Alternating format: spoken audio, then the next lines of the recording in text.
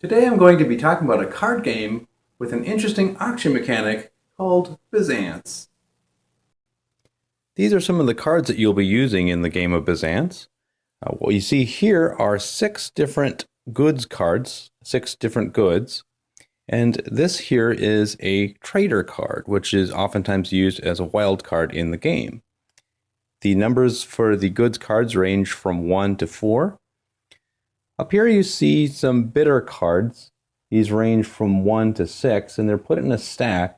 Depending on how many players you'll have playing, depends on which cards you're going to have up here. So in a 5-player game, you'll have a stack of 1 through 5, 5 on the top. Up here are 2 cards that are essentially placeholder cards for what's called the marketplace in the game. That's used, and I'll explain what that is later in the game.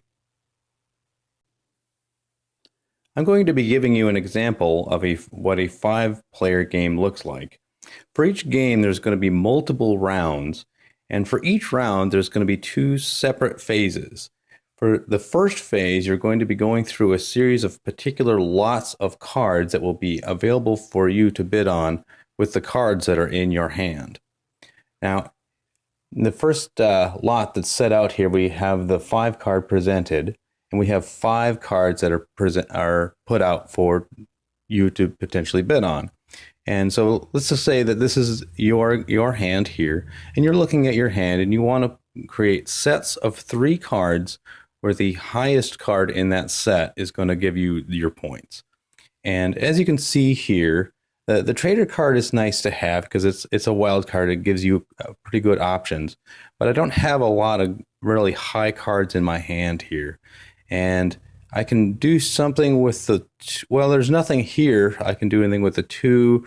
The 1 and the 2 might be able to make something, and the 1 and the 2 for the wine might be able to make something, but 2 is not a lot of points. So in this particular hand, or this this particular lot of cards, I'm actually going to pass on this, and we'll see what happens when we get to the next phase.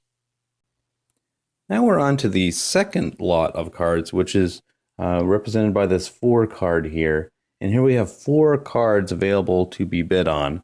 The previous player, one of the players had won the number 5 lot, and for their payment, they got the number 5 turn order card, which that will be explained later.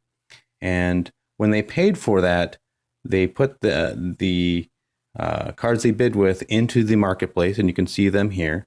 And also 1 card from what you're bidding from has to also be placed there. So they placed the 1 of wine card in there from that.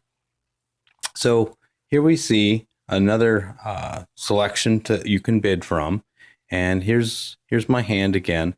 And what I'm seeing here is with this 1 card and the trader cards, I can make something pretty good with this 3 card here. So I'm actually going to put a bid in, and I'm going to bid 2. So I'm going to put that down as my bid. And let's say that goes around, and eventually I win the bid. So what happens is this all comes to me, but I need to pay 1 of the cards from this lot to the marketplace. So I'm going to put that there. And so all of these come into my hand. So that's my hand now. And this, of course, gets paid into the marketplace because that was my payment for the bid itself. And now I get the turn order card 4, and this is now my hand. Here what we see is now we have lot number 3 is laid out. And because I have won the 4 card, I can no longer bid on any of these cards. So once you have completely won a particular auction, you can't continue to bid for that round or that phase. So someone else is going to be winning that, and let's say it's they go with this card here, put that into the marketplace, and they take these cards out, and let's say this card here is given as payment. So that goes into the marketplace. And this player over here on this side has now won a bid. Okay, now we've reached the end of phase 1 in the game, and now we're proceeding to phase 2. We've completed all of the bids. Everyone now has a bid order card. At this point, the person with the lowest bid order card, in this case 1, has the very first option of picking cards out of the marketplace and adding it to their hand. And when they do that, they then take the bid order card and put it back into the stack as they go. So let's say the 2 player, they like these cards here, and so they add that to their hand and continue rebuilding the stack. Let's say the number 3 player, they like that. And the 4 player, they like that card. And the 5 player, they like that card.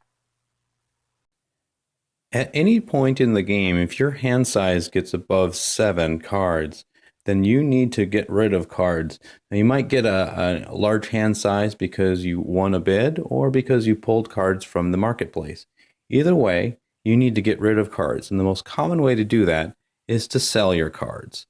The way you sell the cards is you form groups of 3. In this case, I'm using the trader card as a wild card. And these 2 lower cards you would then just discard into the discard pile. And the 4 card is what you take for points for the end of the game. Now, if you have too many trader cards, which can happen in the game, you can actually trade out 3 trader cards for 5 points at the end of the game, discarding the other 2. Now, the reason that you don't want too many trader cards is it gives you fewer options in your hand in which to bid for cards during the auction phase. Now, the thing that I really love about this game is the fact that it causes you to have to make a hard decision between whether you're going to bid early and go with a large collection of cards or go with a later bid and then have better access to cards that will hopefully emerge in the marketplace near the end of the phase. Also, it causes you to have to decide what cards you're going to actually use in the bidding process because, of course, these cards that you're using to bid with are the same kind of cards that you would potentially use to form points for later in the game.